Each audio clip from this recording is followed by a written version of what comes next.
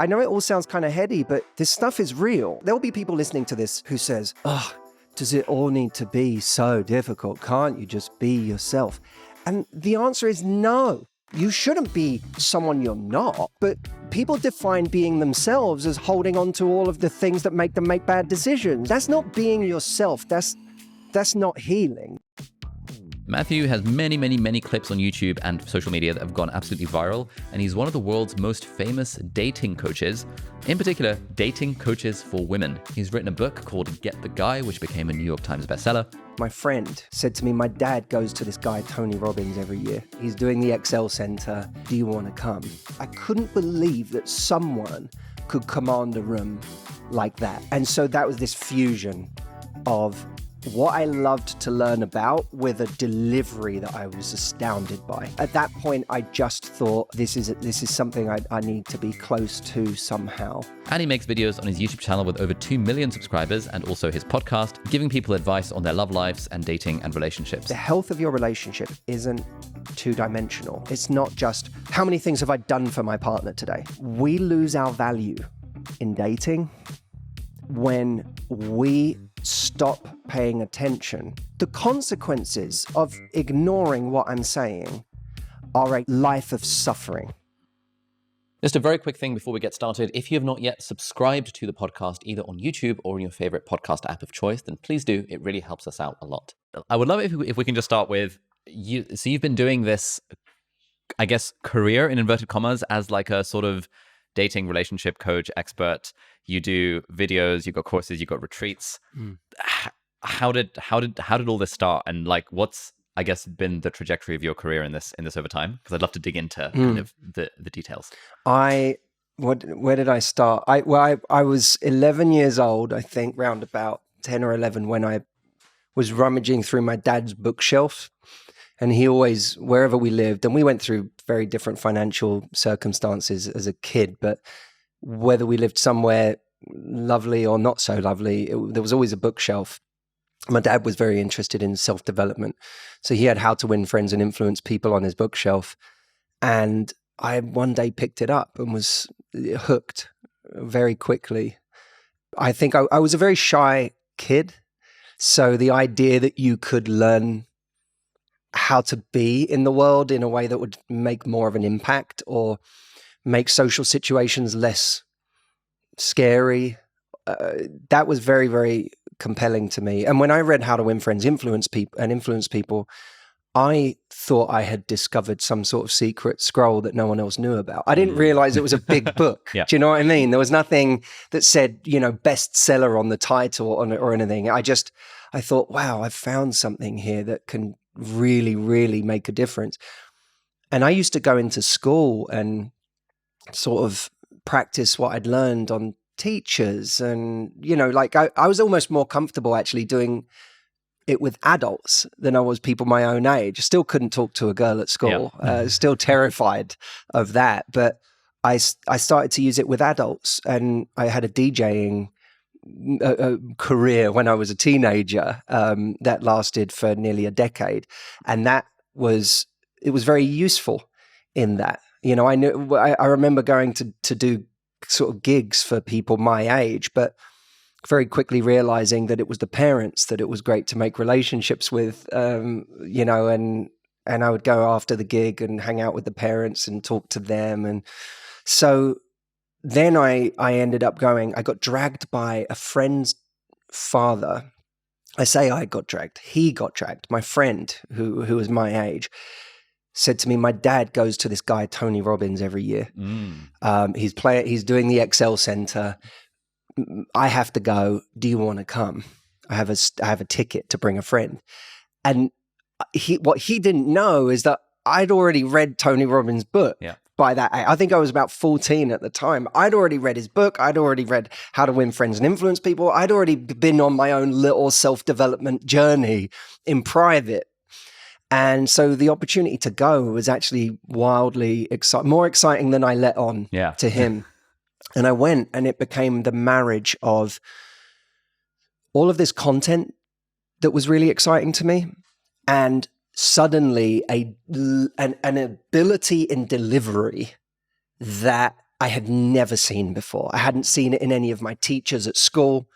I hadn't seen it anywhere else in life. I just thought, I couldn't believe that someone could command a room like that.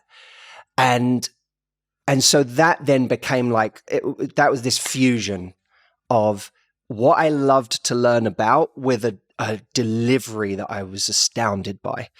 And that sort of set me on a path. I won't say at that point I knew what I wanted to do. At that point, I just thought, this is something I need to be close to somehow, which has always been a theme of my life. I always think if you like something, you just don't worry about what that means exactly. Just find a way to get close to it somehow. And that's where it started. Everyone I've ever met who's been to a Tony Robbins event has just like says that, oh my God, like seeing it in real life is just a completely different experience to watching it on TV or on DVD tape or whatever it was back in the day. What was that experience like for you when you were 14? It was genuinely electrifying. I remember I have such good memories of that because I felt like as actually two friends he brought, me and this other guy, and the three of us just sat there. We didn't sit with his dad. With the three of us just got to sit there and we had the greatest time. And I remember just sort of that feeling of, oh, people just dance here, but there's no one's judging anyone else. We can just have a dance and be silly. There's people crying here, but no one's sort of judging the fact that you're crying or going through something. It was a very, very interesting environment. And it was just, Tony is unbelievable at what he does. And to be in the crowd as a recipient, you know what's cool? I think the more you get involved in coaching yourself or speaking or whatever, the harder it becomes to be just a truly vulnerable and active participant in somebody else's show. Right, yeah. And that's a shame, and it shouldn't be that way. And I fight against that. And I try to just go and live really experience something as Matthew, not as someone who in his own life then works with people. Because I think once you develop that skin, it's sort of over for you. The learning, the growth, the vulnerability is over for you. And that's the beginning of just stagnation. So, but back then I didn't have anything to prove to anyone. I didn't have to seem like I had it all together in any way, shape or form. And so I just got to be a participant. And that was lovely. Oh, amazing. Yeah, I really want to go to a Tony Robbins event at some point. His team invited us to something, but it was virtual, and we thought, the real life thing could be interesting. You should go because there's something.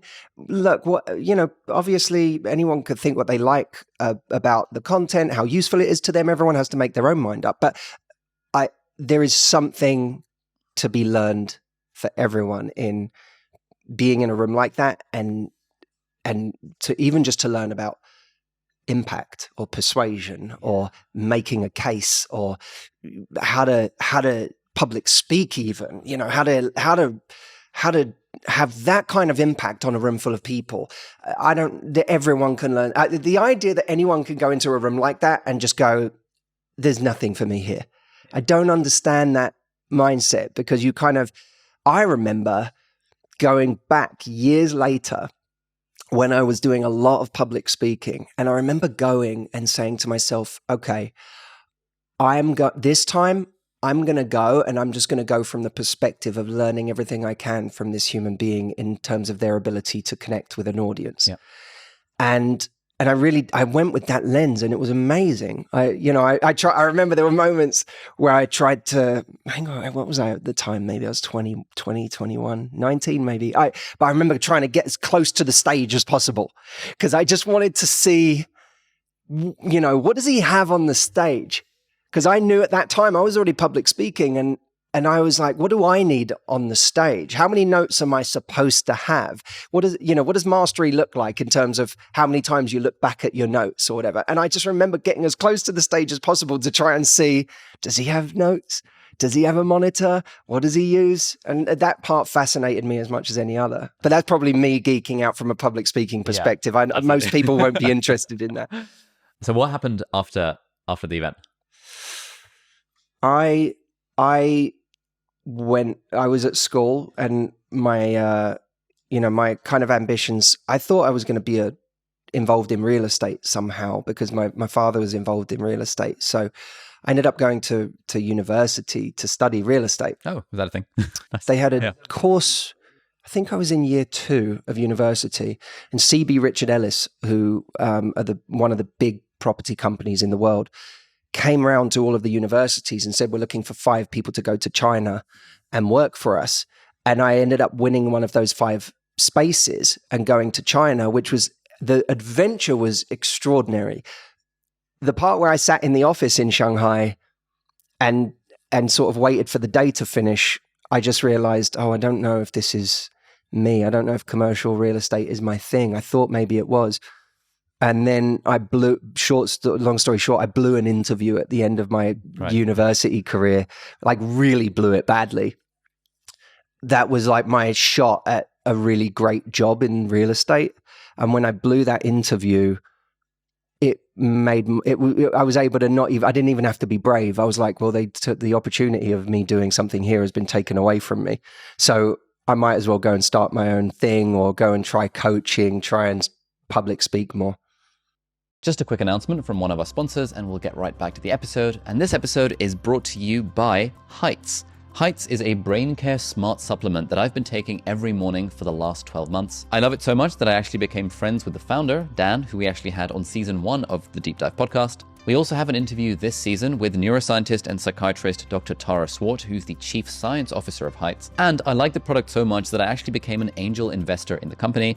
It's great. Everything they do is completely evidence-based. So on their website, they've got a list of all 20-something micronutrients that they've got in these 2 capsules, along with links to all of the various scientific papers and consensuses on why these sorts of nutrients are good for you and why they've got them at the appropriate dosing, which they have in the capsules.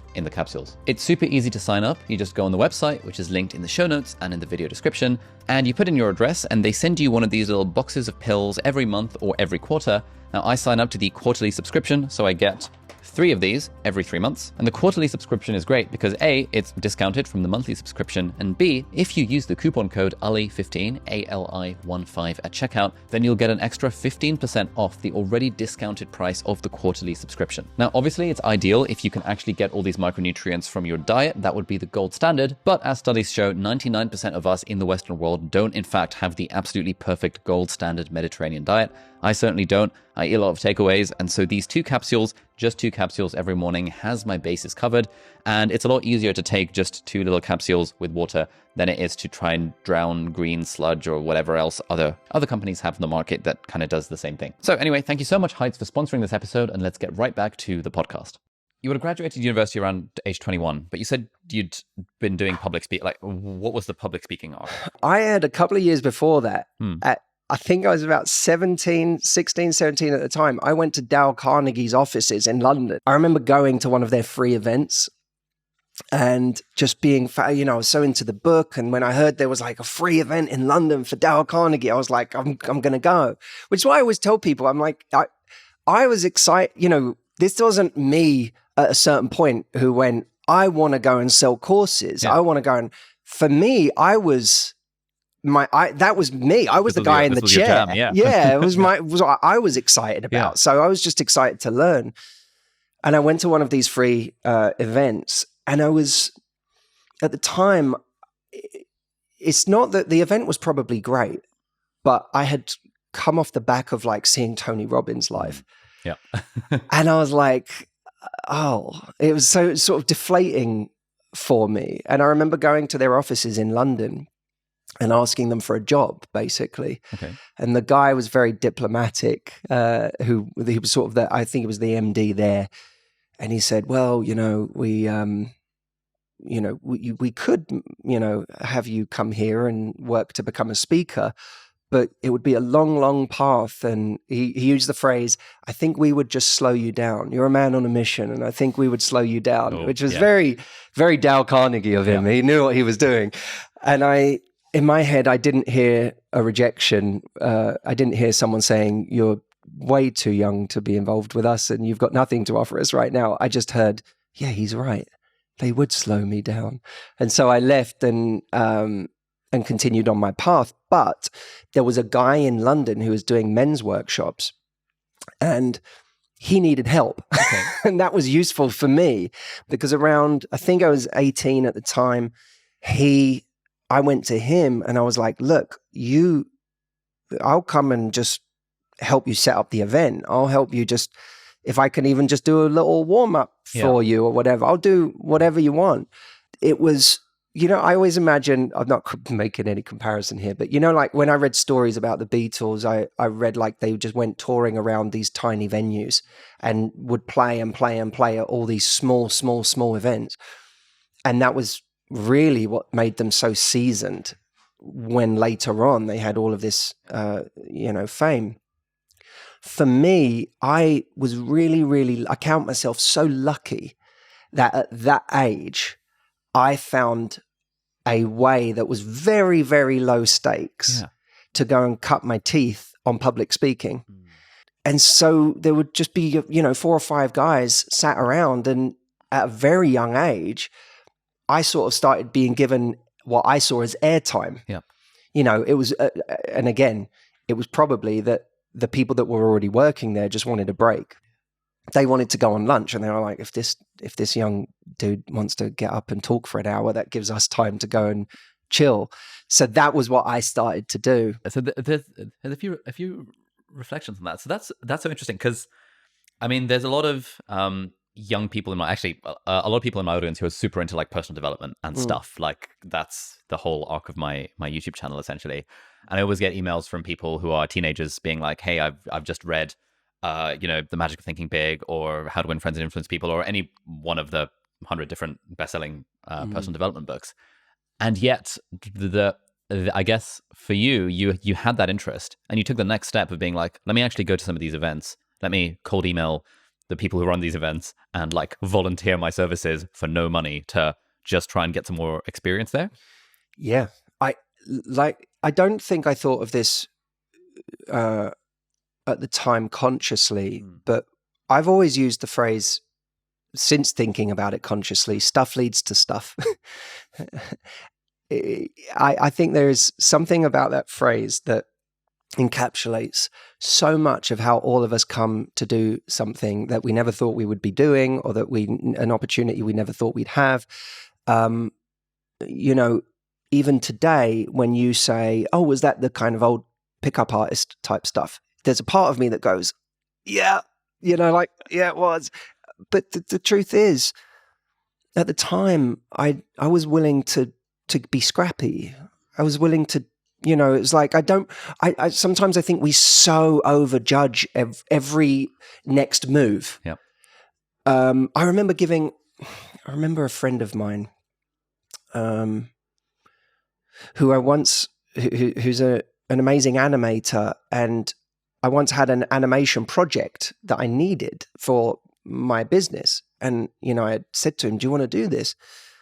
And at the time, he said something like, I don't know if that's the kind of work I want to do. I want to, and I remember at the time, by the way, I'm not saying I'm right, but at the time I remember thinking, you've made the parameters so kind of rigid for what kind of work you are prepared to do that I worry that you're not, because doing this thing for me might land you this thing over here that you never would have got otherwise. It might give you a level of exposure, and I'm maybe not right about that. I don't know. There might be people who have much more defined parameters for what they're willing to do, but for me, as long as it didn't genuinely compromise my like core values, I always looked at everything like stuff leads to stuff. Yeah. I do I want to be associated with kind of pickup artists and all of that? No. But is there an opportunity here for me to do something? Is Dale Carnegie letting me on the stage? No. Is anyone with any credibility who's saying to this 18-year-old, "Yeah, get on stage, talk to our audience"? No. So in that situation, it happened to be something that allowed me to learn something at an age. It allowed me to get my 10,000 hours way before most people would ever get the opportunity. I want to go back to the journey. So you're sort of 18, 19 years old. You cold email this guy who's running workshops for men, and he's like, all right, cool, you can be on stage for an hour. Yeah. Or whatever. Like, what kind of stuff are you talking about as an 18, 19-year-old? Well, I was probably at the time parroting what I had read and heard from other people and filtering it through this kind of, dating centric lens that to some people hearing it who hadn't done my reading felt original or felt like it was sort of groundbreaking, but I was, borrowing or stealing from all these sort of influences that I had read about. And I think one of the biggest things I talked about, two things I talked about a lot. One was the anxiety of the approach, and the other was the deeper confidence that underpins us feeling like it's not that the world has crashed down if it goes wrong. To say that I had figured those things out would have been a lie. Yeah. But the one thing at the time, the one bit of credibility I had was that I was doing what I was asking them to do. That getting over your fear and actually doing the thing, whether it was in public speaking or whether it was in approaching a girl at the time, I really was living that. So I always felt like, well, as long as I'm one step ahead, I can always give you something. But like I said, at the time, I was exploring all these worlds myself. I didn't realize how many, when I look back now, I sort of cringe at how much I thought I knew. It's very cringeworthy, in fact. But, all the later problems would come in my 20s when I realized I hadn't figured out any of my stuff yet. And there was all this processing I had to do of my own life. But the taking a risk part, I felt like I can do. Someone could be 40 years old, and if they're not taking a risk that I'm taking, then I can at least help them take that risk, if nothing else. I might not be able to help them get over their deeper issues, but if I can get them over the ledge of this thing that they've never done, that will be progress for them. And it was, at the time it was. Just a quick little break before we get right back to the episode, and that's to let you know that this episode is very kindly brought to you by Shortform. Shortform is the world's best service for reading summaries of books, but it's more than just book summaries. What Shortform does is it basically creates a sort of study guide for tons and tons of different non-fiction books, from all sorts of genres, from self-help and personal development to money and history and philosophy. It's just got loads of really interesting books, and they summarize them, firstly with a cool one-page summary, but then they also have chapter by chapter outlines of each book. And in between the chapter summaries, they also have kind of interactive exercise sections where you can take the insights from the book and actually apply them to your life. And the other cool thing about Shortform is that if, for example, an author says something that is a little bit dodgy or that has been debunked or kind of disagreed with another author, then the Shortform team will write a note saying that, hey, this person said this thing about this topic, but actually that has been debunked by this other person, and they'll bring in another source. And so it's not just a way of getting summaries of books, it's also a way of expanding your understanding of the genre as a whole. For example, one summary I read on Shortform recently is a summary of Superfans by my friend Pat Flynn. Now, I read Superfans ages ago, like years ago when it first came out. This was before I knew Pat personally, and it was really great as a guide on how to kind of build an audience that knows, likes, and trusts you. But it's been a while since I read the book, and I didn't want to read the whole book in its entirety. Sorry, Pat. And so I revisited the insights from Shortform and got a lot of value out of that as well. But I found it super helpful to look at the Shortform summary to revisit some of the ideas in the book. And this kind of tends to be how I use Shortform. Either I use it as a way of deciding whether I want to read a book if it's new to me, or I use it as a way of revisiting ideas from books I've already read. So if any of that sounds up your street and you too would like to try out the world's best service for summarizing books, then head over to shortform.com/deep dive. And firstly, that will give you a completely free 5-day trial where you can try it out and see if you like it. And it will also give you 20% off the annual premium subscription, which is the thing that I personally subscribe to. So thank you so much, Shortform, for sponsoring this episode. When I first started teaching my part-time YouTuber Academy, just sort of teaching people how to do YouTube, I was so surprised that like 95% of our students are older than I am and were having issues with confidence in putting themselves out there on camera. And initially I had so much imposter syndrome, like what the hell could I possibly hope to teach a 45-year-old executive at McKinsey or something like that? I was like, oh, this person struggles to put themselves out in front of a camera. I've been doing this for years. Okay, I can teach something. Yeah. And it felt very much this weird sense of damn, like real adults actually struggle with these things as well. Yeah. I don't know if you had that kind of experience at all. No, you know what's funny is I now look at both of our arguments there and I'm like, yeah, but maybe maybe they've just always been afraid, but also the older you get, the more you develop new fears, the more you have sort of things to lose that you didn't have when you were 21. Or I had to go in a helicopter recently, which I say not as any kind of a humble brag. I didn't want to go. I was with a group of people that really wanted to have this experience. And I had a bad experience in a plane that a couple of years back that gave me a bit of a fear of flying. I can't, it's not a fear I'm able to indulge because I have to fly all the time. But I do not enjoy flying the way I used to. It makes me anxious, like takeoff and landing and turbulence and all of that. And I had to, that was with a group of friends who really wanted to do this helicopter experience. And I said yes because I was like, I don't want to be the guy that stops everyone from doing something fun on a trip that I'm part of. I'm just going to go along with it. But I can tell you now that 21-year-old me wouldn't have had a problem with that at all. It would have been fine. It would have been like, yeah, let's do that. That sounds great. I'm now 35 and it's not such an enjoyable experience for me, or I get anxiety that I didn't have before.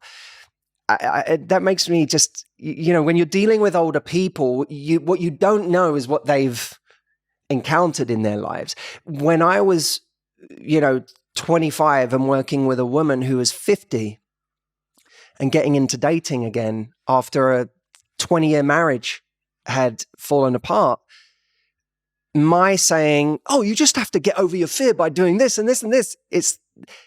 I may be right, but I don't understand what she's been through. I don't understand what it's like to have been out of the dating game for 20 years and that everything changed in that time. And that, she's truly starting again at an age that she can't relate to dating at. Yeah. Because the last time she was dating, she was 30. And, so you can know something, but not know. You may have been in the same, I'm guessing that there may have been situations where you might have been working with someone who was afraid to get on camera. But if they're a 45-year-old who's led a whole life and developed many deep connections in their life, and they've had an image that's been cultivated over 25 years of adult life and a career where everyone sees them in a certain way, it's much hard. The fear of making a video and putting it out there in the public is a very different thing for someone like that than it is for a 25-year-old whose identity is 5 years old in terms of their adult career identity, or 7 if you count university. So, I feel like those are some of the things that you don't consider at a certain age, even when you're saying the right things. Like I remember when I first moved to Beverly Hills, not to Beverly Hills, to LA, I remember having this thought that it would be fun to film a video in Beverly Hills. I thought it was so cool. I was like, I just got to LA. I'm going to do a video in front of the Beverly Hills sign. And I went over there and I shot this video. And there was this guy who was watching me the whole time. And it made me a bit self-conscious when I was filming the video. It's always that funny thing, isn't it? You could make a video for hundreds of thousands or millions of people, and yet someone's actually watching you film it. And you're like, ugh, weird, yeah. a person. Yeah. That guy came up to me at the end of this video. And the video, by the way, was the 3 tips to overcoming heartbreak, something like that. This guy came up to me at the end of the video and he goes, "You've never been heartbroken, have you?" And at the time I was annoyed. When someone feels like someone's caught you out deep down, they're needling at something. Yeah. And I was like, how dare he? Yeah. I'm here making my video and he doesn't know me. Yeah. And the truth was he knew something. He knew from the way I was talking that I had not truly had my heart broken. He could sense that. And so that was where that comment came from for him. even though I was like, had this righteous indignation, he was right. Now, I've since corrected that. I have corrected that hole in my resume. But at the time, I hadn't. Not really. I'd experienced what I thought was heartbreak. But there's heartbreak and there's heartbreak. And anyone who's been truly heartbroken knows the difference. And knows that making a video that's called the 3 tips to getting over heartbreak is sort of absurd in its very premise. Right. Because when you're in heartbreak, you're not going to get out of it with 3 tips. Right. Yeah. You are a walking zombie who appears numb on the outside, but on the inside feels like you're dying. And unless you've been through it, you don't know how to truly acknowledge that for somebody else. And I think that for young content creators, and I count myself still among them, we all have to be really careful. And the younger you are, the more careful you have to be, that you never fall into the trap of trying to know it all, or pretending that you know it all, and making that one of your masks. I did it. I fell into that trap. When I was starting out, I really tried to appear like there was no question I couldn't answer. And it was a weakness, because it's not true. Smarter, wiser people can smell it. Yeah. And you'll lose opportunities because of it. And I said to someone I care about and love very much, whose kind of go-to reflexive phrase is, yeah, I know. You know, when you're talking to someone and halfway through the sentence, before you've even finished, they go, yeah, I know. It's the worst phrase in the world. Annoying, yeah. It's very annoying. And when you get someone like that, you sort of quite quickly decide that teaching them anything isn't fun. It's not enjoyable. And that it doesn't feel good to have a conversation, because they don't make, they already know. Okay, you already know. I won't say it. And so you really stop learning when you use that phrase. I wasn't someone who said, yeah, I know, but I certainly acted in my work like I knew much more than I did. And I've since then really, really enjoyed being someone who doesn't know. Nice. So you're a young Matthew, you're like 19, doing these workshops where you're kind of helping people overcome approach anxiety and things like that. What happens next in the sort of public speaking arc? I started doing small events for women because I had this thought that, well, it'd be nice to do something out of the men's area. I was looking for a change, and I was just leaving university, and in that crossroads of, am I now going to go and work for a company, or am I going to do my own thing? And I started I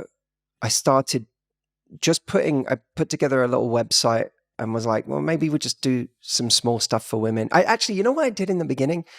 I just said, if you email me a question, I'll answer it. Like if you write in, I had a website and it was for women. And I just said, if you email me a question, I'll answer it. And that for me was like research, like what problems are people having in this area? Okay, do I know anything that can help? How did you go straight for, like, from I'm helping men do approach anxiety to I'm now going to give dating advice to women? That seems like a chasm that I wouldn't think of. Well, I thought, here's what it was. I read a book, a very well-known book for women at the time. Which one? It was called The Rules. Oh, yeah, I read that a couple of years ago. It's super interesting. Very interesting. Yeah. And I don't, at the time, there was something in there that I read and I went, that's not true for me. You know, there was a particular sentence or a chapter, I can't remember, but it basically said, if a guy isn't coming over to you, then he's not interested. And, they'll forgive me if I've misphrased that, but that was the kind of tone of it. And I remember thinking, everything about my life has said that the opposite is true. Yeah. The more interested I am. Yeah, the less likely you are to. Yeah, 100%. Exactly. I remember reading that kind of stuff and thinking, oh, this is I just specifically thought, not applicable. wow, Yeah. this is, I literally have spent my life doing the opposite of that. And that kind of sparked something in me, because I thought, I wonder how many women are only ever meeting the loudest guy in the room. Yeah, the one with the confidence to approach them, whereas the other 90% of dudes are just like Are looking being from afar written off either as not interested Yep. or as cowards. Yeah. If you don't, and I would hear women say stuff like that when if you don't have the kind of stones to approach me, then I don't want to know you. I don't know if I want you anyway. And I felt very rejected by that, because I was like, but I'm like a good human being. I would be great for someone in a relationship. I have a lot to give. And the idea that I would be measured simply on that moment that I decided not to go and interrupt someone's conversation and sort of say, hey, based on nothing at all, really, other than the fact that I think you're pretty, I'd like to get to know you, which is a problem for men from the outset. Is you don't want to be superficial. You want to form a connection that says, hey, I'm not just some creep. I'm not just objectifying people. I actually want to get to know you. But the very reason you've gone over to someone in the first place is because you find them attractive. Yeah. That's a hard thing to... Yeah, it's a big sort of cognitive dissonance there where you sort of... Yeah. Why have you come over to me? Yeah. Because I felt like what you did in the last year at work was really impressive. And you don't know that. So that's, for the most part, is what you have to go on, is someone's... At best, you could say someone's energy, if you really wanted to make it about something that didn't feel as superficial as looks. Something about your style. Exactly, your aura. Yeah. But I started to think, well, there's actually a lot of really amazing guys out there who aren't in the habit of racing up to every woman they're attracted to. How do you get women meeting those guys? Because if you could just solve that problem, you actually are you're going to be responsible for a hell of a lot of relationships.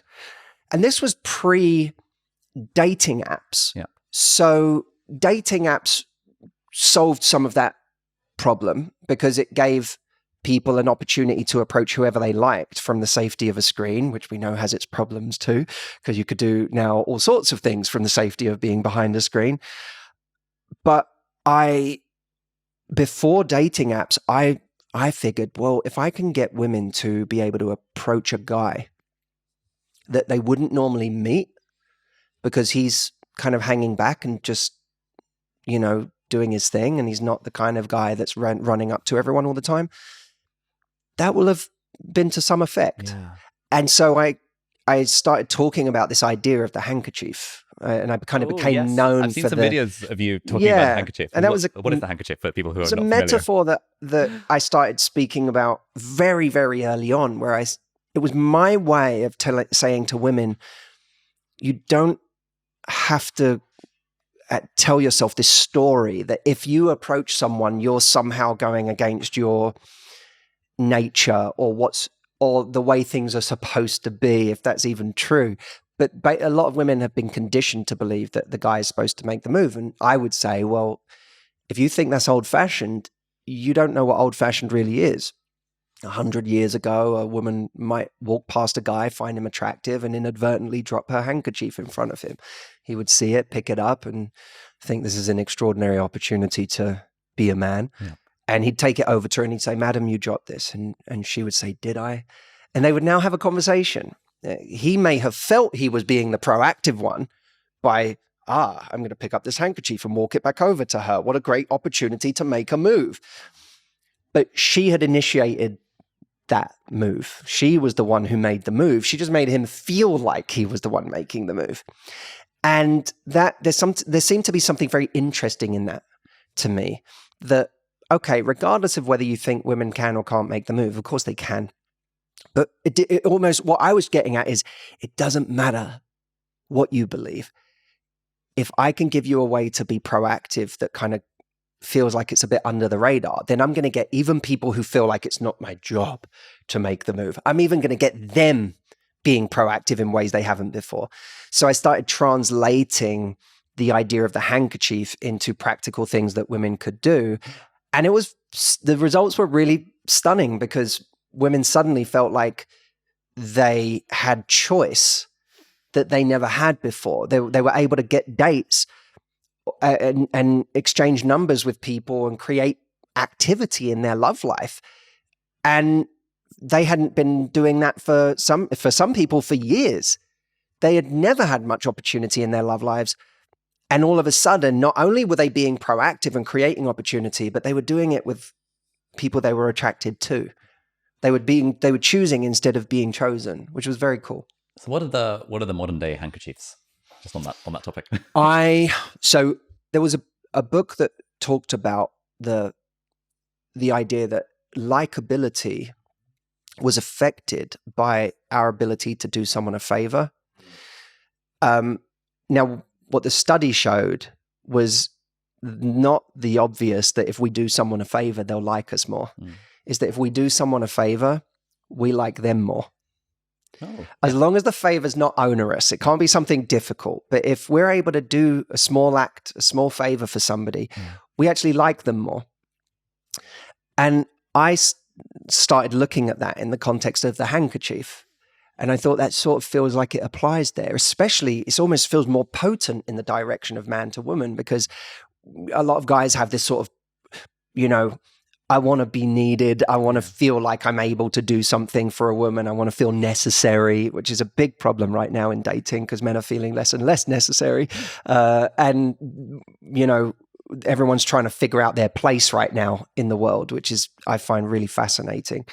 The kind of rules are being rewritten.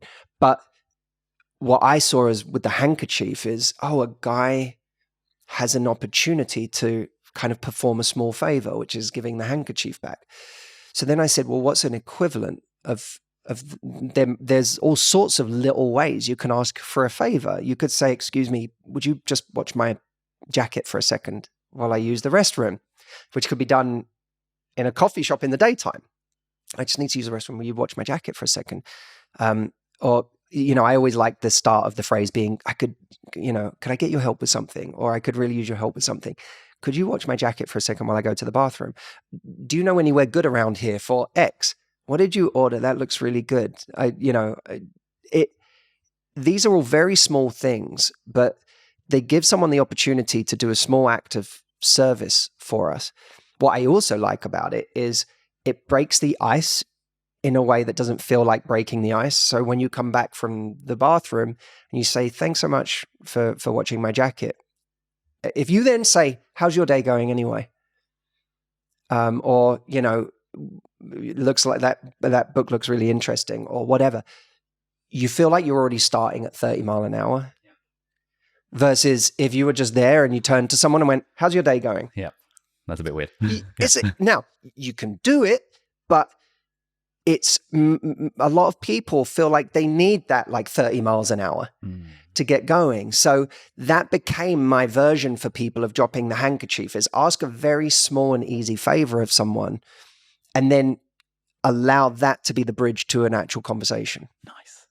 Yeah, that I guess is fairly or somewhat similar to the whole indirect openers that guys will often use around like, hey, can you tell me where the nearest coffee shop is or something like that? I'm new here. Like, where are you from? It's just a way of prompting a conversation in a way that's not something like, hi, I thought you were pretty and I wanted to talk to you, 100%. Which takes a large amount of almost too much confidence for most guys. Yes, and there's how they can make someone else feel awkward, and there's all sorts of things. I think for anyone out there, man or woman, one of the things, if this is the kind of content you're interested in, that I have found most helpful in my life, is something I call two-hit theory, which is the idea that when you go out into any environment, you have to be someone who's easy to talk to. Focusing on approachability is as important as focusing on how to approach. And what a lot of us do is we go into an environment, we wait until we see someone that we're attracted to, and then we obsess over what the hell we would say if we tried to talk to that person. And now we spend the whole time that we're there becoming more and more nervous as the stakes get higher and higher. And we start to imagine how wonderful this person is that we think is attractive, and how lucky the person is that gets them, and all the qualities about them that we would admire if we got to know them. They become this projection that is so removed from what we actually know about them right now, which is we just saw an attractive person. That's it. Two-hit theory is when you go into a room, the first hit, as it were, is small interactions with people. It might literally be like, that looks really good, because someone ordered a plate of food and you're like, that looks great. That's a hit. That's an interaction. It might be walking up to the bar or the counter and someone's next to you and you're like, hey, how's it going? Like a moment. You don't remove the intention. There's no intention. It doesn't need to go anywhere. It doesn't need to be a conversation. Nothing. Just a moment. And you do that with more people than you normally would. You have these little hits. Now, what to me is really, really powerful about this is such an understated thing. But what's really powerful about it is most people, when they go to any environment, they're either alone or they're with one or two friends. Yeah. Outside of those one or two friends, who's the person they're most likely to talk to at some point during the evening, at some point during that event? They're going to talk to the most approachable person. They're going to talk to the person they've already had some small interaction with that became a kind of green light for a natural or organic exchange. Yep.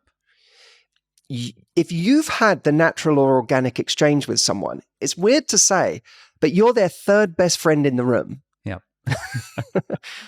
And if you go around being the third best friend of everybody who came with two people, just because you are a little bit more approachable than everybody else, then you're going to find that some interactions just gravitate back to you an hour later or 2 hours later.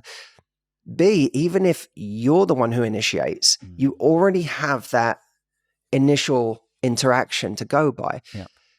And the fact that that initial interaction didn't come with you, like there's always something about someone coming over to you and talking to you for the first time and then sort of standing there and facing you as they're talking to you, and you're almost unable to process whether you find them attractive or whether you are interested in what they have to say, because you're so busy worrying about, are they ever going to leave? Yeah.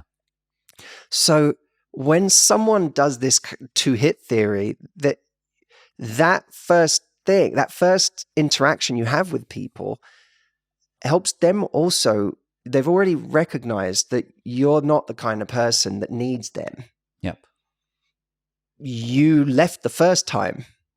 So now when you speak to someone, the stakes feel much lower for someone. There's like safety as well. Like you don't feel as if, they're just not going to leave. They're just going to. Oh God, what's this now? It's like getting on. You know what it's like. You know when you get on a plane and the person next to you starts talking to you.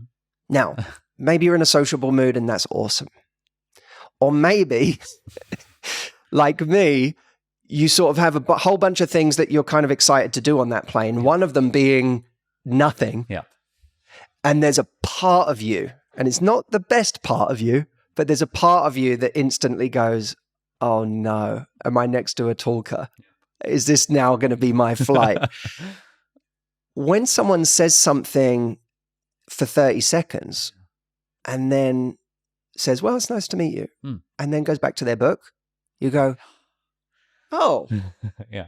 Okay. And then it's almost like you wouldn't mind if you ended up talking to them more, because you go, oh, this person's chill. They've got their own thing going on. I liken it to that. And too often when we're in the mode of I want to get something, we forget to communicate to other people that we don't actually need them. Just a quick note from one of our sponsors, and we'll get right back to the episode. And this episode is very kindly brought to you by Skillshare. If you haven't heard by now, Skillshare is one of the world's leading platforms for online classes, for online education. They've got thousands and thousands of classes on all sorts of topics, from business, entrepreneurship, lifestyle design, cooking, interior design, loads of stuff. And very excitingly, I've actually been teaching on Skillshare since 2019, and I've got 13 classes on Skillshare. Yes, 13 classes. And you can access all of them completely free of charge by going to skillshare.com/deep dive. And that link will give you a free 1-month trial to Skillshare, during which you can watch any and all of my classes. Now, if, for example, you happen to be a student or you're just interested in lifelong learning, then I've got 2 classes on Skillshare that I've taught that you might be interested in. The first one is my How to Study for Exams Evidence-Based Tips study class. And that basically compiles every single thing that I've ever learned and that the research shows on what are the most evidence-based and effective ways of studying for your exams. And I also have a class on Skillshare around how to use Anki, which is the world's most popular flashcard app, which you can use for studying for exams, but also for learning languages, for learning music theory, things like that. And loads of people have taken that class and said that that class was so good that they would have literally paid hundreds of dollars for it, but you get it completely for free on Skillshare by going to skillshare.com/deep dive. After your trial's over, you can choose to continue the subscription if you like, and you can access the thousands of classes Skillshare has from other teachers, including people that I know, people I'm friends with, like Thomas Frank and Nathaniel Drew. But yeah, the main reason to check out Skillshare, of course, is that you want to check out my classes if you want to learn about productivity and video editing and YouTubing and even cooking. So head over to skillshare.com/deep dive, and thank you so much, Skillshare, for sponsoring this episode. Yeah, this is something that Mark Manson's book, Models, which I'm sure you've read, talks about a lot. I haven't. Oh, you haven't? Is this his new one? No, this is his really old one. This is from like 2011, back when he was a pickup kind of guy. So this was before the subtle art. This was before the subtle art, before he became like a general personal development No, I blogger. never read it. Oh, it's by far the best book I've ever read in the pickup genre. Whoa, and it's really all about this idea of embracing your own vulnerability and being non-needy. And it was sort of, when I came across that, sort of like the antidote to a lot of the other BS that was out there in the sort of pickup genre. Interesting. And then this book was really about genuinely men's personal development, and it's okay to go up to people, it's okay to show vulnerability, emotional intelligence. It was just like great on all fronts.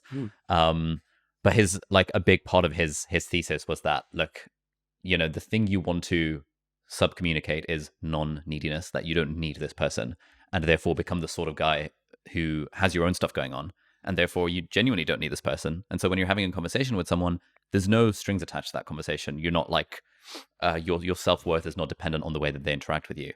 Yeah. And his theory in the book, which I think is broadly true, and I'd love to get your take on this, is that people can tell, people have a very finely tuned radar for like neediness. And when someone seems a little bit like too approval seeking or something like that, and I suspect that's a big part of, you know, when generally women describe generally men as creeps. It's like there's something about the interaction that gives them that kind of message. Yeah, I think that's absolutely true. I talk about the there being a kind of a formula, and I don't mean this crudely. I just mean there are certain components to deep and lasting attraction. You have chemistry, perceived value, perceived challenge, and connection. The reason I like this model is because when you look at this, you can usually see, you can sort of self-diagnose where something may be going wrong.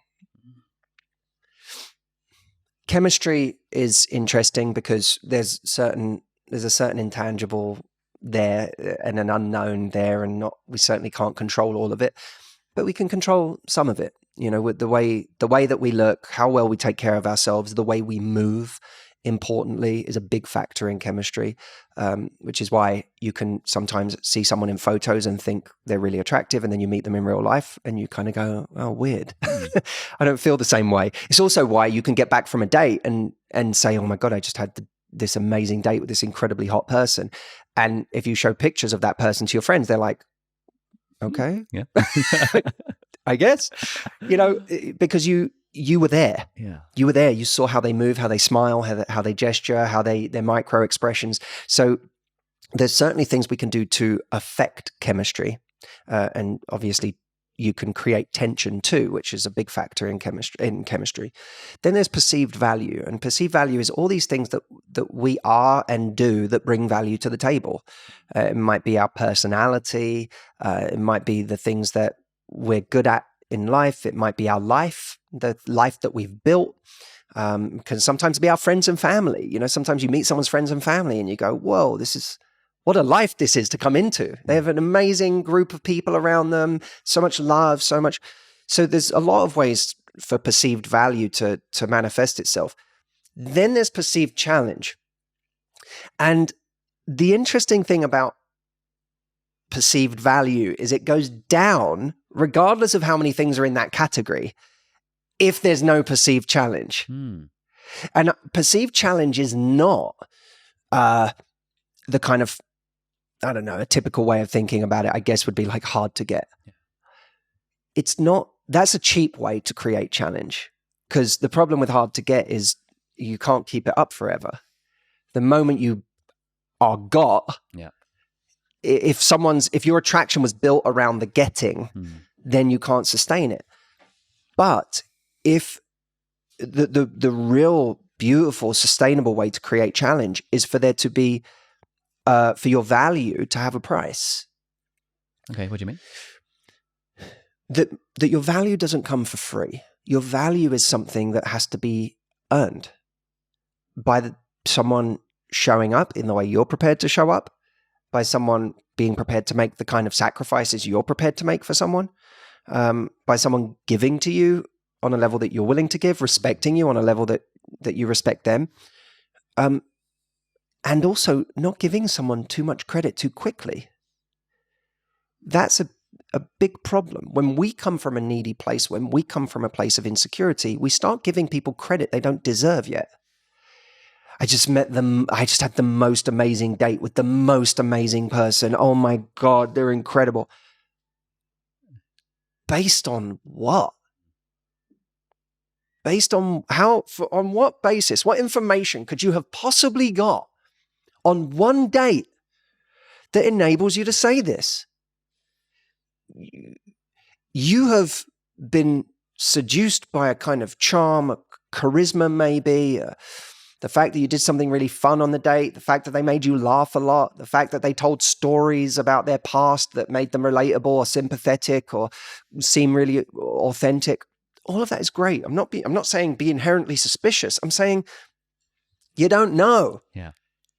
You don't know. So on what basis are you giving them all of this value already? Based on projection and based on insecurity, this immediate putting them on a pedestal and putting yourself down here. And when someone smells that, they don't see an equal anymore. And that's what I mean when I say challenge. I don't mean artificially constructing games or hoops for people to jump through. I mean that the criteria you have for someone has to be real. Yeah. It has to be real.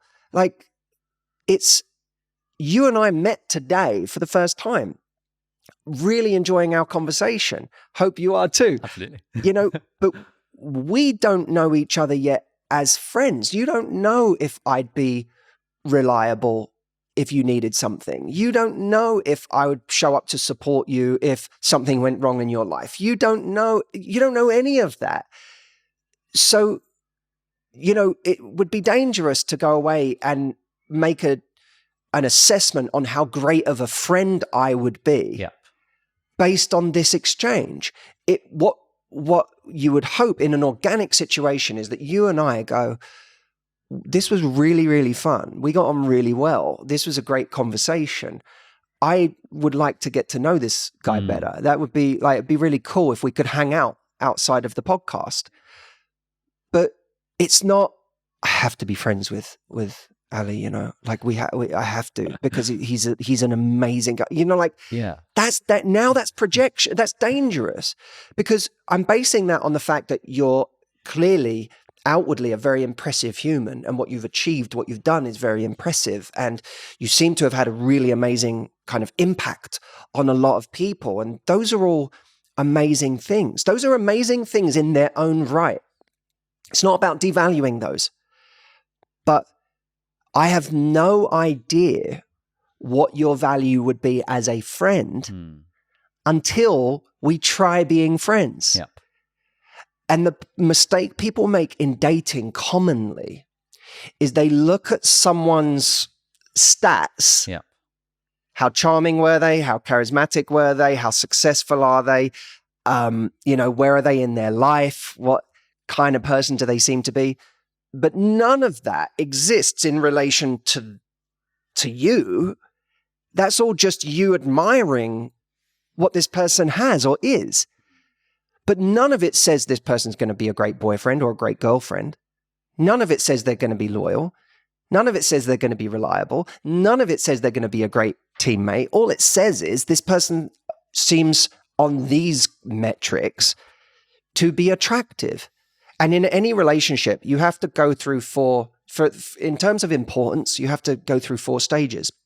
One is admiration. That's just where I can see someone and admire them from either up close or afar. Wow, this person's pretty impressive and attractive. Not very important. In the stages, not important. Yep. Necessary, but not important. Yep. Then there's connection or chemistry. Both. You need, that's the next stage of, do we feel connected to each other and is there a kind of chemistry? Mm. All right. Now it's slightly more important because now it becomes mutual. Yep. Now it's not just me admiring you. It's, there's something between us. Yep. Not important because necessary, but not important. How many people have ruined their lives over the fact that they had chemistry with someone, even when that person was a terrible partner, a terrible person to base their decisions on? The next stage is commitment. Okay, I admire you. We have mutual chemistry and connection. And we're both actually saying yes to each other. I deal with people every day where they have this stage, but that person isn't saying yes. They're saying, yeah, I'd like to see you this Friday at 11 o'clock. But they're not saying yes to an actual relationship. So you need commitment to go to the next stage of importance. But many people are treating something like it has total importance, even though they're only at the second stage. So you need a yes, you need commitment. Now, you would say if you've got that, that's the most important thing you can have. You've got someone you admire, you've got someone you have a connection with in chemistry, and you've got someone who is committed. It would seem like that was everything, but that kind of idea, is it Virgil, love conquers all? Love does not conquer all. Two people saying yes to each other doesn't make for a long-term relationship. You also have to have the 4th stage of importance, which is compatibility. Are you actually compatible? Because if you're not, you can say, yes, I want to be with you. Yes, I'm committed. But that lack of compatibility will show up in ways that will make both of you miserable. Well, what do you mean by compatibility? It could be anything. It could be my idea of a good time is staying home watching movies and yours is constantly traveling around the world. It could be your idea of a good time is going out and drinking and doing drugs. And I don't want to live that life. And we've both said yes to each other, but our idea of what is a good life is completely different. Or our idea of loyalty is completely different. Your idea of loyalty is that I don't have sex with anyone. My idea of loyalty is that you don't emotionally cheat on me in the texts you send. That we've both said yes to each other. We have admiration, connection, commitment, and yet I am miserable because of what your definition of loyalty is. So compatibility is, do we both want to live the same kind of life and do our values line up? And do we both have the same idea? Two people can say, I value kindness, but we can have very different standards for what kindness actually means. So without that stage, so many things go wrong. What I mean to say with all of this is that we lose our value in dating when we stop paying attention to the appropriate level of importance at different stages. If you take stage 2, I found someone I have a connection with, as the be-all, end-all, and the thing that you martyr yourself in service of, you lose all your value. You are now the person who spends a lifetime accepting really poor treatment from someone because every time you see them, it's amazing. You don't understand. When we're together, it's so good. It's so incredible. They're so there for me. The sex is amazing. The chemistry is amazing. We have such amazing conversations. What's the problem? I haven't heard from them in 2 weeks. But Matt, you don't understand. The connection is incredible. You don't like this. This is really important to me. Why?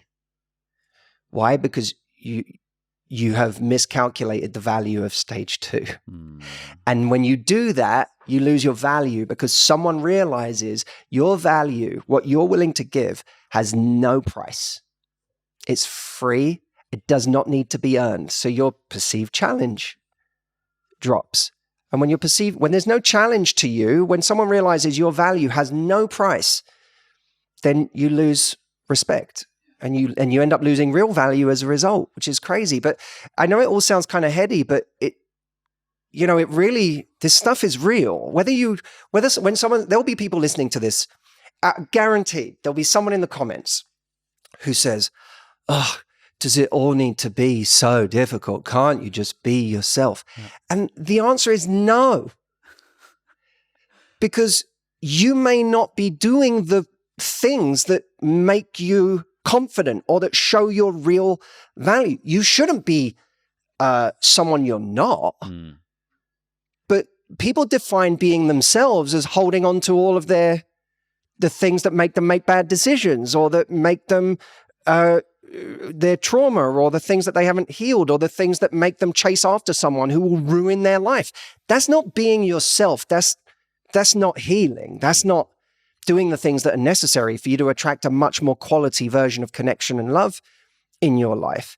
So the reason that I've geeked out on all of this stuff is because the consequences of ignoring what I'm saying are a life of suffering. And I have watched it over and over again. I have watched women get to their 40s where they just gave up 10 years of their life to a guy that was never giving them what they wanted, was never on the same path as them, but they ignored it because they valued the connection so much, or they valued the chemistry so much, or both. And now their window for having children of their own has gone. And the grief that comes after that is profound. I actually see that pain. So when someone in the comments says, "Oh, you don't need to do all of this. You don't need to think about all of this," it's the same as someone saying, "No one needs therapy. No one needs to work on themselves. Just do you." Okay. Then do that. I'm not that guy. I'm not someone who's saying all of this to other people and then not doing it for myself. I'm on a path myself. I have a therapist. I have coaches. I have people that help me. And I will continue to my whole life because my life gets better when I get better. Love it. That's a great chemistry, connection, perceived value, perceived challenge. Is there a difference in weighting or anything? And I get okay. So I guess this is a broader question. Is there much difference between dating advice for men and dating advice for women? Because I feel like the more abstracted you get in dating advice, the more it feels like it applies to both sexes, genders, whatever term we want to use for that. But also then there are the more non-politically correct you go down the different genres of men's dating advice and women's dating advice, the more polarizing it seems. It's like, okay, this is for men and this is for women. So how do you straddle that somewhat dodgy ground of like, this works for men, this works for women, this works for... I think that you have to just be honest from an empirical perspective about what men seem to struggle with and what women seem to struggle with. Okay. You know what I mean? There's the empirical perspective. The empirical perspective is just really us, a fancy way of saying what seems true based on what you actually experience. Yeah. And then acting on solving the real problem, the real thing that you're seeing over and over again. I think that it's empirically true for a lot of guys, more than it's true for a lot of women, that men struggle to be vulnerable. Now, women struggle to be vulnerable too. There's no doubt about that. Everyone does. But when it comes to, let's say, being strong and appearing masculine, appearing alpha, men struggle to be vulnerable. Because a lot of men, maybe most, have learned that a huge part of their value is tied up in how strong of a man they are, how their ability to dominate, their ability to be the alpha of the pack. This is very male conditioned language. I'm not an anthropologist, so I don't need to talk about whether it's biologically programmed or where it comes from, whether it's genuinely a part of us and always will be, or whether it's just societally conditioned. I don't need to be part of that argument. I just need to deal with men the way they actually are today. Yeah. And a huge number of men are terrified that if they display any weakness, a woman is going to run the other way. And she's going to go and date the alpha of the pack. So you can just say, okay, regardless of whether getting into the details of how different men and women are biologically, I think you can just say, men struggle with this. How do we get men to be vulnerable, but in a way that allows them to still feel attractive? Or how do they search for someone? How do men start, instead of putting stock in how many women find them attractive, which may no longer be the best measure of your happiness, is figuring out how to be attractive to the maximum number of women. Instead, maybe it's helping men redefine, oh, happiness isn't being attractive to the maximum number of women. Attractive is finding a woman, or happiness rather, is finding a woman that really accepts you for everything that you struggle with, as well as everywhere that you're naturally strong. And that real happiness is going to be finding someone who can hold both parts of you. They both celebrate where you're amazing and strong and naturally gifted, and they also are able to accept and truly see the parts of you that are afraid, the parts of you that have trauma, the parts of you that don't feel like you match up to other men or other situations or whatever. That, to me, and by the way, doesn't then define you by that. I always remember a relationship where I said something very vulnerable. I talked about something that had made me insecure that night. And it really felt like it was thrown back in my face. Like it didn't go well. I'm a huge Brene Brown fan, but in that night I hated Brene Brown. I was like, I should never have said this. I feel like I just lost all attraction in that moment. And when you're afraid like that, you get mad because you're like, I'm never doing that again. But that would have been to learn the wrong lesson.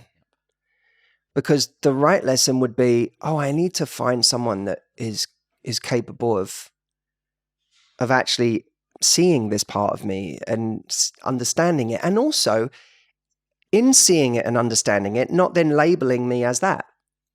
Not saying, well, now that you've said that, I'm going to stay with you and I'm still going to love you, but I'm going to see you as insecure. Yeah.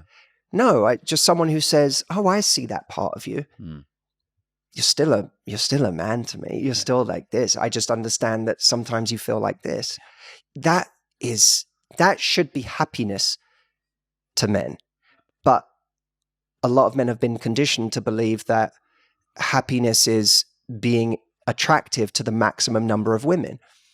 And so what do men do? What would I argue is a very male problem is men striving their whole lives to get as much power and status and success and money as possible in order to achieve being attractive to the maximum number of women and therefore being happy. Yep. And so you then see how you can spend a lifetime getting it backwards without the right advice. But if I went to a room full of women, I don't think anyone could argue that it would seem a bit odd if I went into a room full of women and said, we need to talk about the fact that you guys work your whole lives to acquire money and power and status so that men will like you. That would seem, everyone would go, I think you walked into the wrong room. Yeah. You know? So that, because empirically, we know that that would be a strange message in that room, but in a room full of men, it would be a very, very necessary message, and it would do a lot for men's happiness if they were able to truly absorb that message. So what are some things that women struggle with? Well, That's a big question. No, but you know, if we were to stay on subject for that, a lot of women struggle with the opposite seeming to be true. That the more I achieve and the more status I get and the more money I acquire and the more I have it all together, the more it seems I'm turning people off. The more it seems I'm pushing people away, or that people are intimidated by me. And I think that there is a very interesting thing going on right now where everyone is trying to find their feet again. There's like a recalibration happening because you have a generation of women who are being now told, hey, like you can go and do what you want to do. Like go make something of yourself. Go hard for that promotion, for that job, start that company, do that thing. And all of that is amazing. But you still have a lot of men who have been told or brought up on the idea that your value is your ability to provide. Your value is your ability to look after. Yep. I mean, my mum loves women. My mum always wanted a girl. She tried 3 times. She got 3 boys and then she gave up. She desperately wanted a girl. But she's old school East End. You know, for those of you that are not in London, you know, if you think of the Cockneys, that's the East End. My mum's old school East End. She was brought up to believe that as a woman, a guy should look after you. And so as her son, she brought me up on that idea. You do this for her. You dare let her pay. If I find out you let her pay, there'll be murders. That's my mum. My mum would see a girlfriend of mine pick up a bag and be like, Matthew, pick up that bag. Don't let her do that little thing. Yeah. Don't look at her. Get that bag for her. That's my mum. So I grew up with this idea that, I need to pay for everything. I need to make sure that I open the door, that I pick up the bags, that I do this, that I do that. That's my value. So what happens if I come face to face with someone who says, I don't need you to carry my bags? Which my fiance has done routinely. I heard her laugh over there when I said that because we've literally had this conversation where I'm like she'll be picking up something that is legitimately heavy. And I'll be like, I can do this. Just like, let me do it because this is an area where I could be useful. Yeah. And she's sort of in those moments. Now, look, truthfully, if she really wants to pick up the bag, fine. That's on me to be okay with that. Yeah. But she also knows and is empathetic enough to understand that that's kind of a nice moment for me to be useful, right? But if I came face to face with someone who, and I hadn't done the work I've done, and I was in that old paradigm of, well, unless they let me pay for everything, and by the way, that must mean that they need to earn a lot less than me, because otherwise they don't need me to pay for everything, and all of this feels like a bit of a farce. So now I need to date someone who earns a lot less than me so that it makes sense for me to pay everything. Yeah.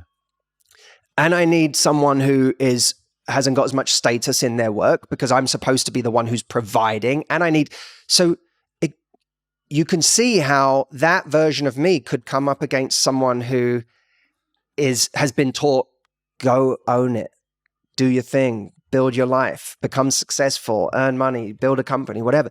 And that would feel like an incompatibility. And she would say, he's just intimidated by me. And I would be going, I don't know what I'm needed for here. Yeah.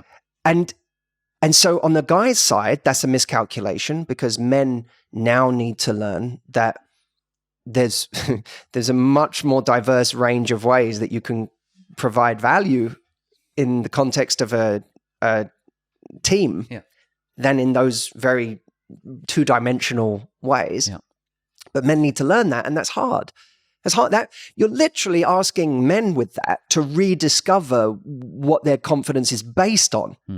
That's a tough thing to do. We're talking years of work to completely redefine what your worth is and have it come from a deeper, more nutritional source.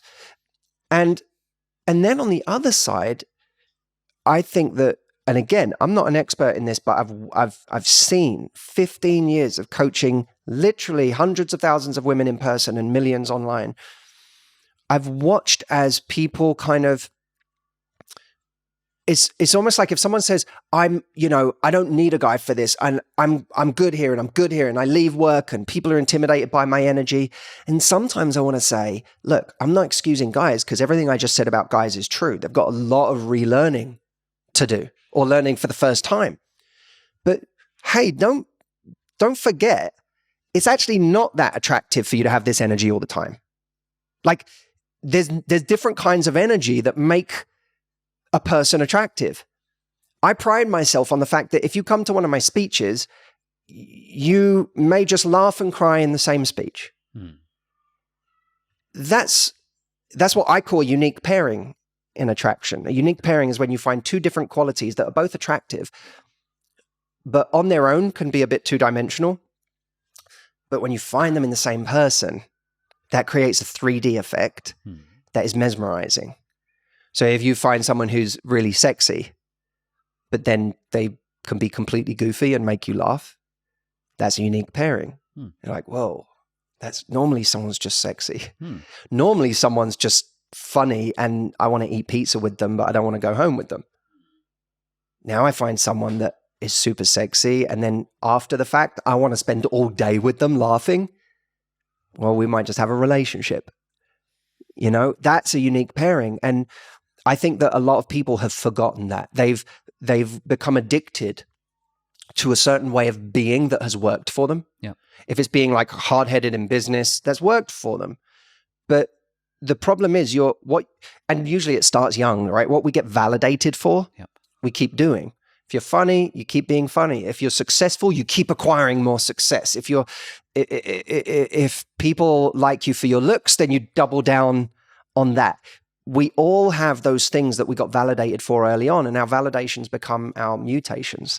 They become the things that we keep doubling down on, and we become less and less diversified in our energy, our personality.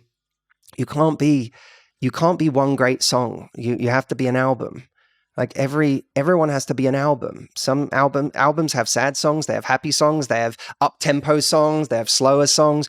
You got to be able to be all of those things. And everyone should ask themselves, men and women alike, am I being an album, or am I being this one great hit and hoping that someone sticks around? I had a relationship with someone years ago in my early 20s it was just as I was approaching my 20s. And I remember asking this person months after the relationship ended, I was like, why did you not want to be in it anymore? And she said, honestly, I said, yes, I guess. She said, it got boring. She said, you were so ambitious, and that was really, really attractive at first, but then it was all you were. It was like it was all you could talk about. It was all we did was you just talk about work and whatever. It was never anything else. And that was a very important lesson for me in my life, because I realized that one side of a unique pairing can actually, Christopher Hitchens once said that the key in relationships is not allowing your advantages to negate themselves. Ooh, nice. And in his case, what he was talking about is he was obviously a formidable debater on the stage, and he did it for a living. But when he was at home, he said when he was in an argument with his wife, the guy on stage would come out and really think about how to win this argument. And even after the fact, he would go away and like work on his case and come back and be like, all right, I've got the death blow to your argument. And he realized there was no points for that in his relationship. This was the mother of his children. He was not trying to win a debate on a stage. Your advantages can negate themselves. It's worth everyone asking, what are the strengths I've been riding on? And where have they become my greatest weaknesses? What's the deal with masculine and feminine energy? And how does that relate to kind of your coaching thesis and anything like that? Do you know what's so funny? Someone asked me this the other day, and I feel like I just had a terrible answer. I feel like people have become very caught up with the language of things. And at the risk of reiterating the point I was just making, I really do think that it's almost worth looking at what would make me boring. If I was just masculine all the time, however you want to define that, if I was just assertive and dominant and decisive and ambitious and whatever, if you want to, there were people I'm sure who are far more educated than me on what the traditional masculine feminine actually means. But in terms of when I think of what I associate it with, if you were just all those things all the time, it would be terrible. I don't want to be friends with a guy like that. Do you know what I loved most about that trip to Poland with Wim Hof was that we were a group of guys that we were doing hard things together. Like, it was not easy. We were jumping off of cliffs into frozen lakes and trekking up mountains in the snow in our shorts. But that wasn't even the part I enjoyed the most. Like, the part I enjoyed the most was when we actually sat around and as a group of guys, everyone got vulnerable. And that we were doing the things that wouldn't have been traditionally associated with masculine energy.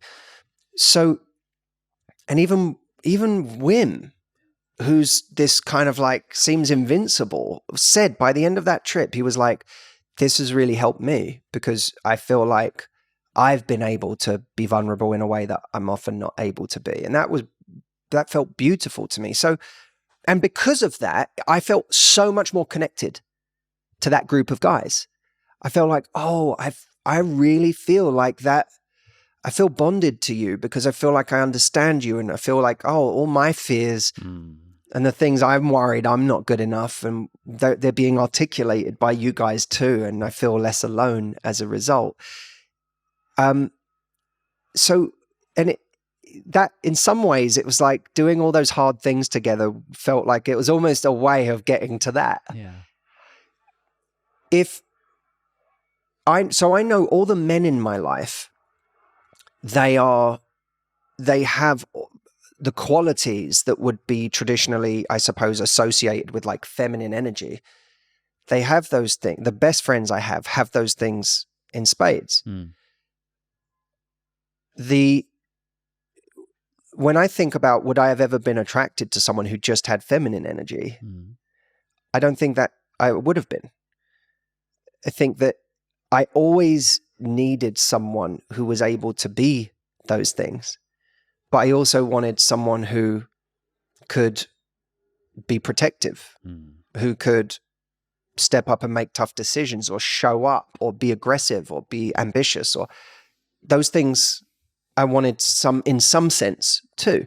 Like me and Audrey, we this year did an event called Hell on the Hill, which is Jesse Itzler, a friend of ours, does an event every year where you have to climb a hill 100 times. It's a brutal event. It takes 4 hours and it's very, very hard to complete. You have to complete it within 4 hours and you have to go at some pace to complete this thing.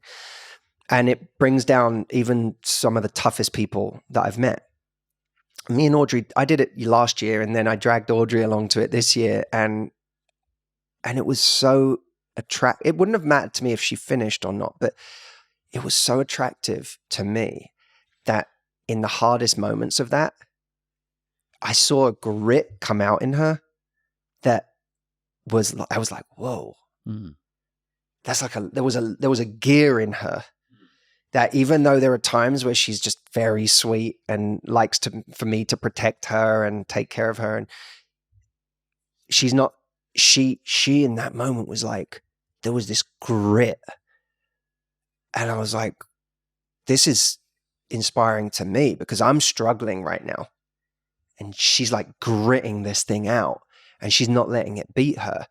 And I saw this whole other side to her. And that for me it was amazing. It was amazing to watch. And it only made me more attracted. So when I say I think people get caught up in language, I say that because I think everyone should be looking for a person who is able to kind of hold that duality inside of themselves, instead of necessarily kind of being attracted to something two-dimensional. Because if you choose something two-dimensional, you're kind of, it's almost like you're choosing to be happy half of the time. Because you're going to date a hyper masculine guy. And that's going to feel fun when you want him to be a caveman. And it's really going to be depressing and miserable when you need to talk to someone who's able to be vulnerable and relate and connect deeply and reveal weakness. It's going to be utterly miserable. As a guy, you can date the person who's, it's like the ultimate feminine energy, and then find that, oh my God, I'm dating a princess. And I need, right now, this chapter of my life calls for a teammate, not someone I just have to protect and provide for. I need someone who's climbing the hill with me right now, and instead they're asking me to carry them. This is a problem. So I think whether you call it masculine, feminine, or whatever, I honestly, sometimes the arguments, the way that they're phrased, it bores me, because it's like we spend all of our time debating over theoretical nonsense in the abstract, like from a rational perspective, instead of just, again, coming back to what's fun.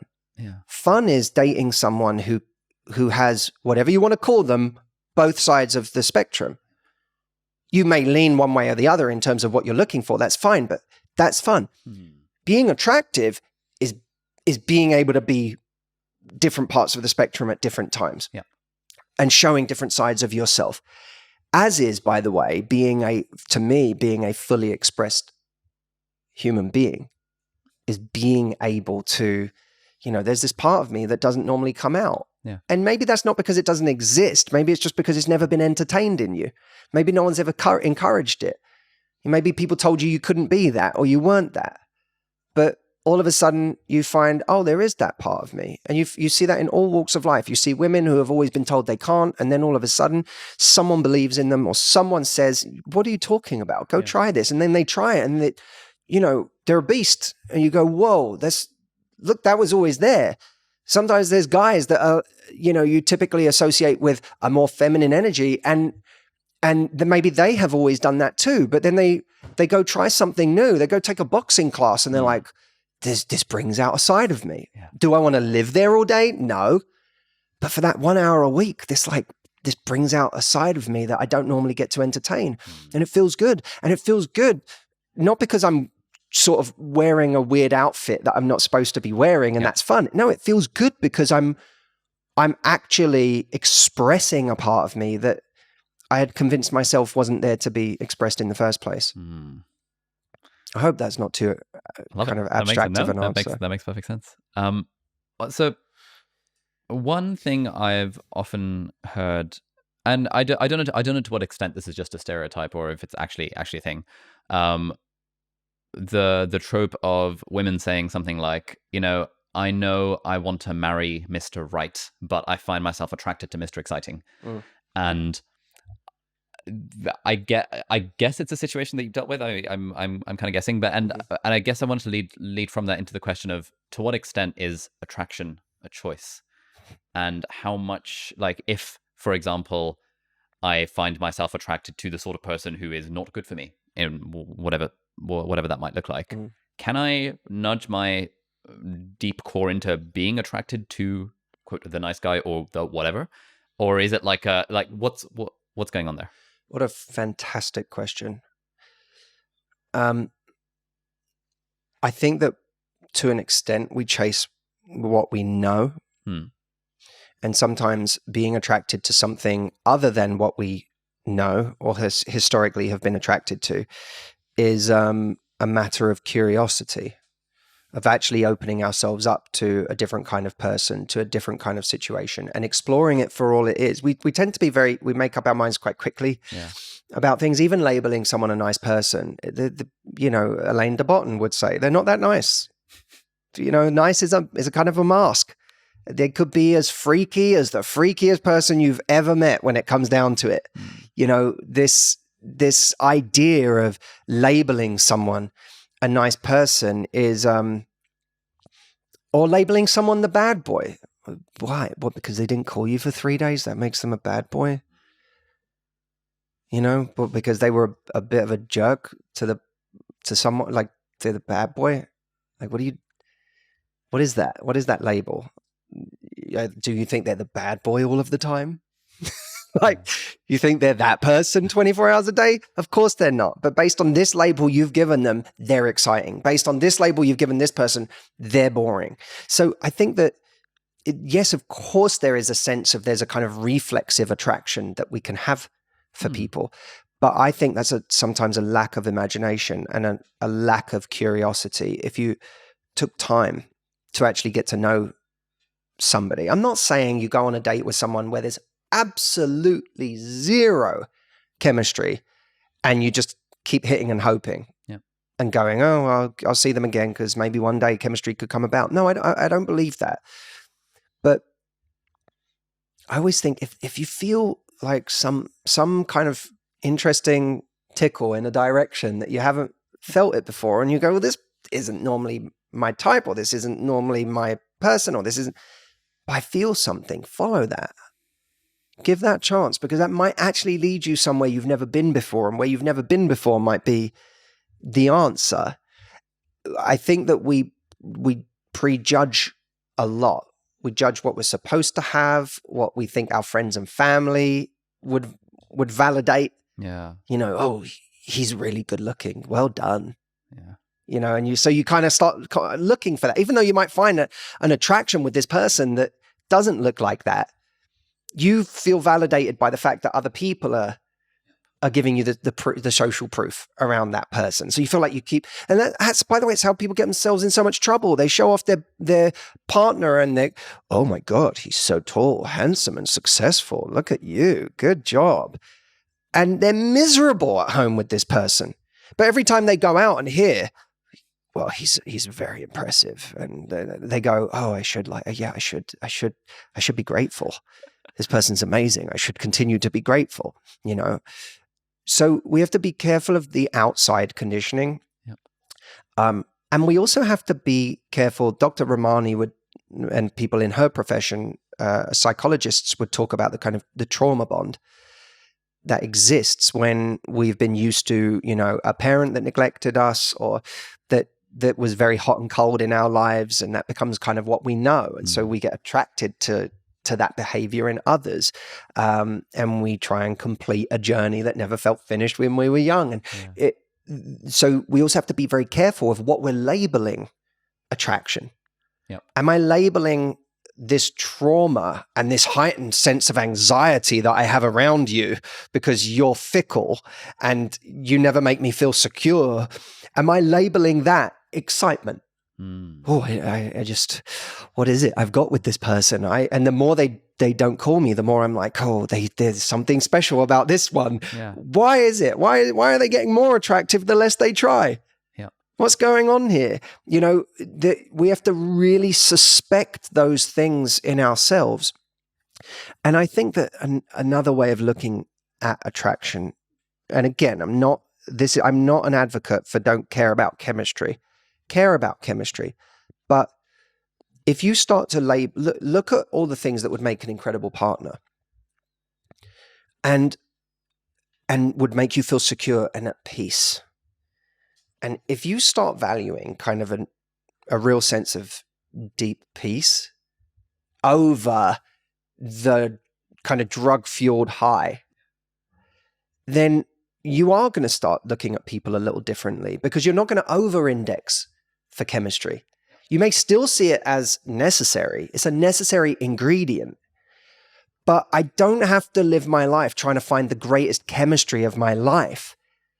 It's the same way, when it comes to food or drugs, there's a feeling of I'm looking for the greatest high.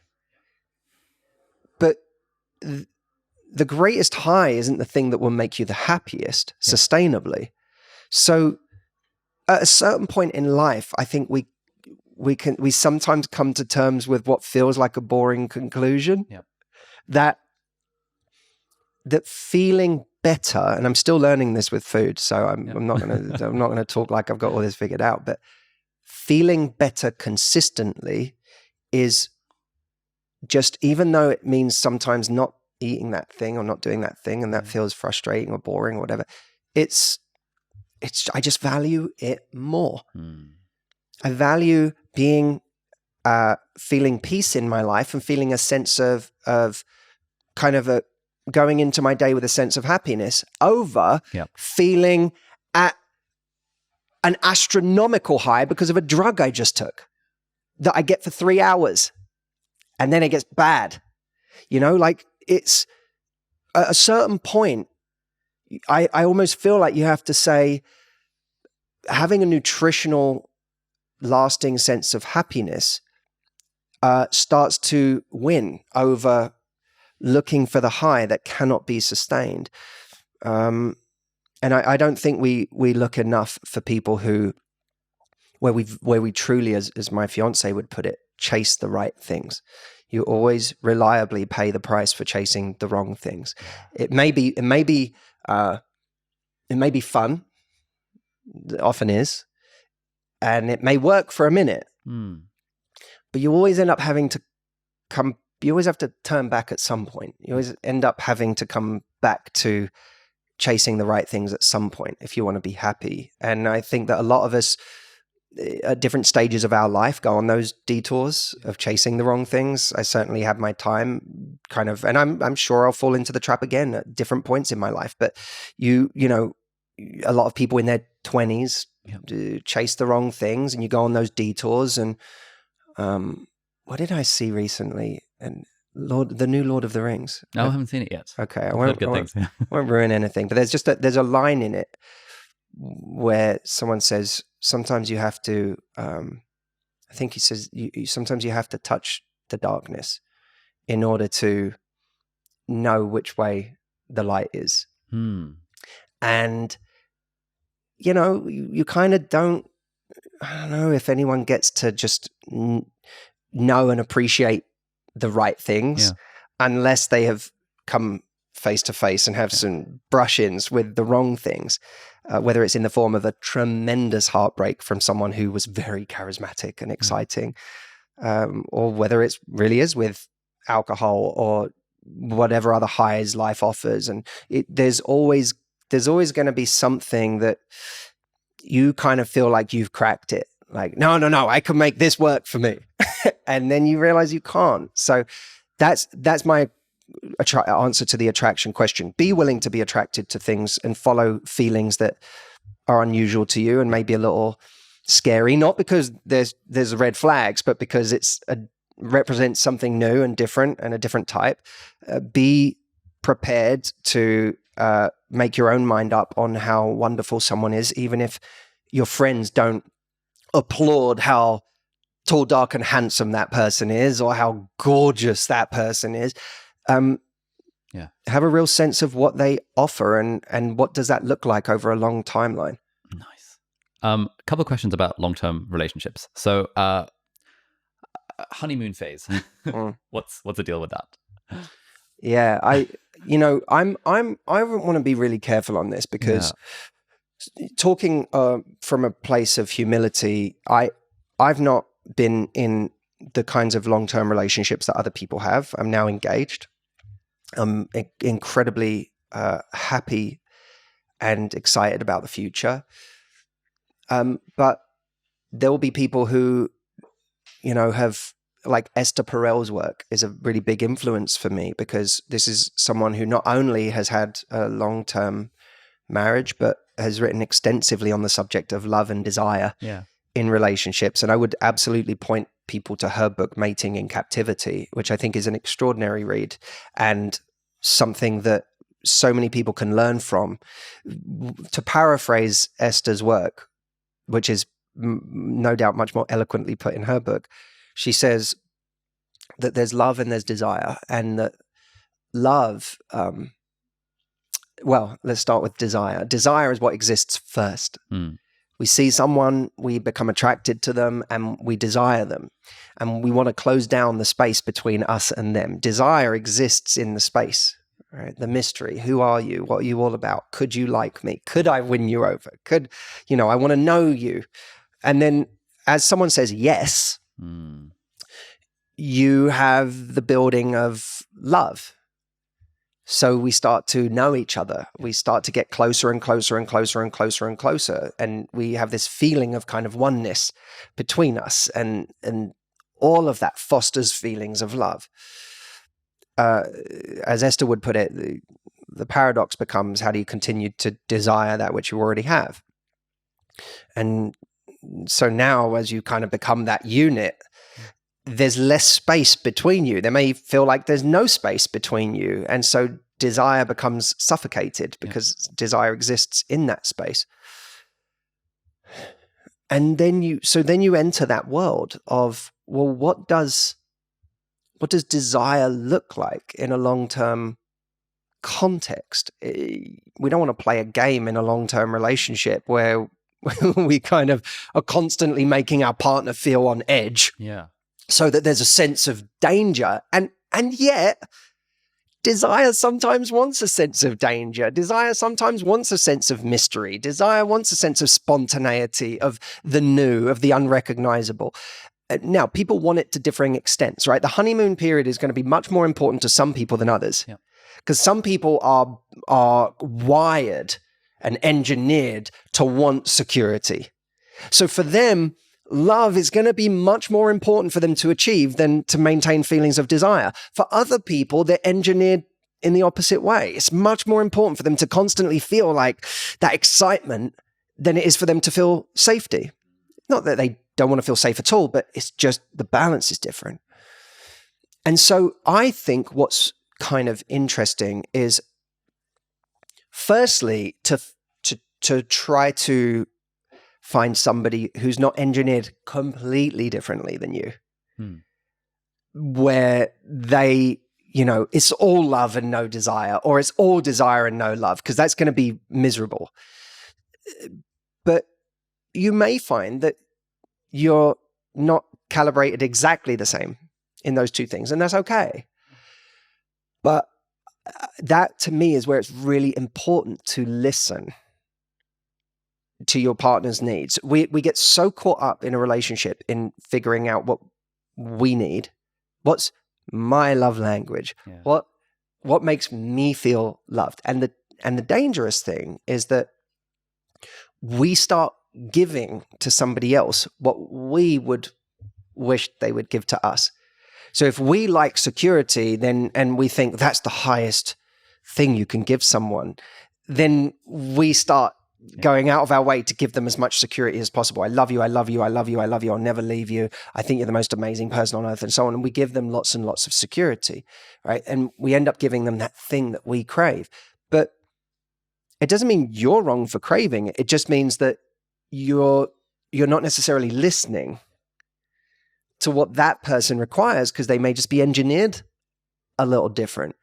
So I think it's really valuable to just think about what are the things that make my partner, that stoke desire in my partner. Because in a way, that to me is what the honeymoon period is. A couple of things. Firstly, it's thinking we're perfect. I think you're perfect. You think I'm perfect. And that just feels unbelievable and idyllic. And then we realize we're not perfect. And you go through a storming period and the dust settles. And now you have a real relationship where we actually see each other and say, I'm still here, even though I really see you now.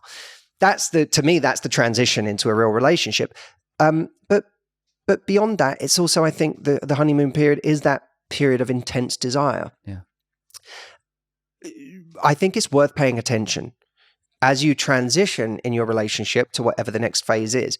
Really pay attention to what are the moments where my partner feels desire. And this can be a kind of exercise in really paying attention. Like write them down. It may sound weird to people, but because you will forget.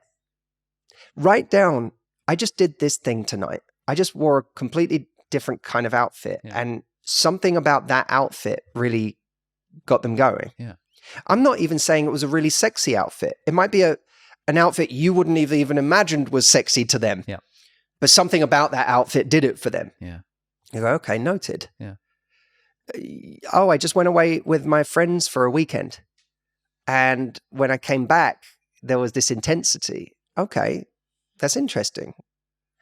All of those little moments they're like a formula that can help you sustain that desire within a relationship. And I think when you stop paying attention to those things, it's another way of not paying attention to the health of your relationship. The health of your relationship isn't two-dimensional. It's not just, how many things have I done for my partner today? But I don't understand why they're so ungrateful. I made them this, I did this, I called them at the end of that and asked them how it went. I did that. Okay, that's all of that is beautiful. But value in a relationship isn't two-dimensional. Sometimes value to someone is, hey, you haven't seen your friends in a minute. You should go see your friends. Like, go hang out with you haven't seen those two friends in a while. You should go hang out with them. Are you sure? What? Really? I feel like you'd be I'll be good. I'll chill. I'm going to do some stuff I really want to do. Yeah. But you should go do that. That's another form of value. If you crave security, that might be unnatural to you because you might be like, I don't want them to go out with their friends and leave me for a night. Yeah. But that might be the very thing that makes them go, whoa, I've never had anyone do that before. I've never had anyone encourage me to go and have time with people I care about. They're always sort of jealously guarding my presence and my time. So that's another form of value. That to me is like real mastery in relationships, is going beyond what is comfortable to give, beyond what feels normal for you to give, and really listening to what makes them feel a certain way, whether it's love or desire. What stokes that in that person? Let me pay attention so that I can replicate that in the future. Amazing. Matthew, thank you so much. This has been wonderful. We still have 13 years of your backstory to dive into and the business model around it and all that kind of stuff. So it'd be great to do a part 2 sometime, either when you're back in London or potentially when I get a visa to come visit LA. But thank you so much. This has been an absolutely wonderful conversation. Where can people find out more about you? Well, firstly, thank you for having me, because that was amazing, amazing questions. I would say to anyone who is going through challenges in their love life, if you go to yourdatingsolution.com, and specifically if you're a woman, you will find a quiz there that you can take, and it will suggest to you my best solution to what you're going through. So that's pretty cool. If you want a really fun freebie and you're trying to get over someone, go to moveonstrong.com, which is going to help anyone who's going through tough times right now with someone in their life or someone they're trying to move on from. And I'm also at Instagram at the Matthew Hussey for anyone who just wants to follow me casually there. Nice. And we'll put links to all these things in the show notes and the video description. So thank you so much for coming on. Thanks, man. Appreciate you. All right, so that's it for this week's episode of Deep Dive. Thank you so much for watching or listening. All the links and resources that we mentioned in the podcast are going to be linked down in the video description or in the show notes, depending on where you're watching or listening to this. If you're listening to this on a podcast platform, then do please leave us a review on the iTunes store. It really helps other people discover the podcast. Or if you're watching this in full HD or 4K on YouTube, then you can leave a comment down below and ask any questions or any insights or any thoughts about the episode. That would be awesome. And if you enjoyed this episode, you might like to check out this episode here as well, which links in with some of the stuff that we talked about in the episode. So thanks for watching. Do hit the subscribe button if you aren't already, and I'll see you next time. Bye-bye.